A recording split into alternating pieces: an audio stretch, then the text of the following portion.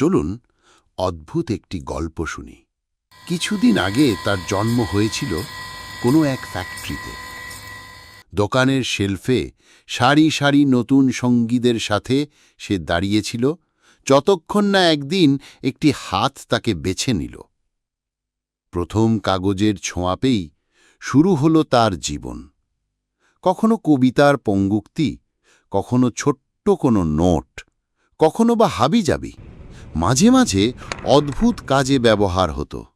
পড়ে যেত টেবিল থেকে, আবার তুলে নেওয়া হতো, যেন জীবনের উত্থান পতনও তার কাহিনীর অংশ। সময়ের সাথে তার কালি কমে এলো, আর একদিন কাগজে আর কোনো অক্ষর ফুটল না। ফেলে দেওয়া হলো তাকে। ধুলো আর বালুর মাঝে ধীরে ধীরে হারিয়ে গেল তার অস্তিত্ব। ঠিক এই গ্রামে আমরাও একদিন চলে যাব, শুধু হয়তো থেকে যাবে আমাদের করা কাজগুলো।